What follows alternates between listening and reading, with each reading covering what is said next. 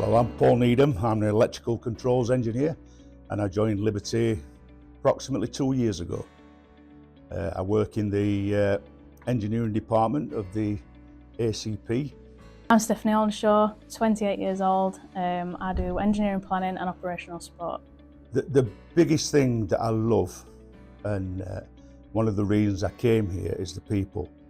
Because before I joined the company, I've got a lot of friends that have worked here, and I spoke to them about the people. And although they said there is one or two difficult people, generally people were great, wonderful. So, and then when I joined, it came to be. Through my career, I've always got massive satisfaction about bringing people on, graduates, apprentices, other work colleagues, and developing them. So when I started, I came and did purchasing and admin, and then I loved it that much. I loved seeing the steel making, and I wanted to get involved in as much as possible. So I started getting involved in engineering planning as well as asset management, operational support, and then a lot of side projects like mental health side project that we're doing now. So yeah, my role is very varied. I mean, I would recommend working at Liberty for anybody, because despite all the difficulties that we've got, from an electrical engineering perspective, you've got the full spectrum. You've got 33 kV electrical networks, right down to sophisticated control systems and robotics. So as an electrical engineer, you can fit wherever you want to fit. If you want to just put lights up and do that, you know what I mean, or you want to get involved in programming computers and PLCs and SCADA systems, you can involve with that. Or if you want the heavy side, you can move into servicing 33 kV transformers. And them skills, you can take them anywhere. The most I enjoy is the variety I get. I've never been limited to one job. I've always had the backing from managers, colleagues, to just get involved in whatever I wanted to, whatever interested me. And I've always had that support and backing to be able to do what I want. So yeah, I enjoy that. I've never had that anywhere else.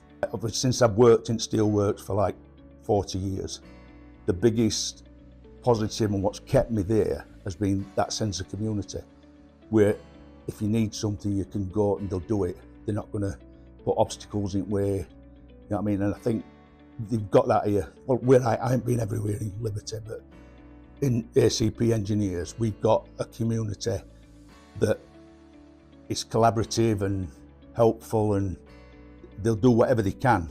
Steel industry is male dominant, and it has been male dominant for a long time. And I think for men, it's all, you've got to be tough and you can't be upset by anything. You've got to just get on with it, grow a pair. And I think we need to break that in order for the culture to change and for well-being to be better. And I think the changes we're making so far are good, but I think they need to be quicker and better. But we've got lots of ideas, and I think it'll be really good going forward. Probably the proudest thing I am is of my mental health, like, champion status.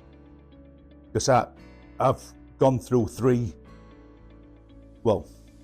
suicides, one of them successful, with colleagues at work, and supported two who attempted and got through it.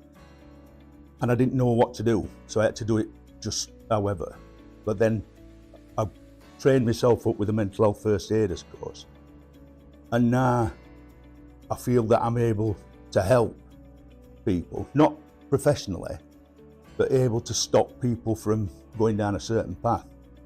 And I think that sort of, like, the week's training means nothing. It's the sort of 10 or 20 interventions I've had and interactions with people, some of which have been just like a cup of tea or whatever.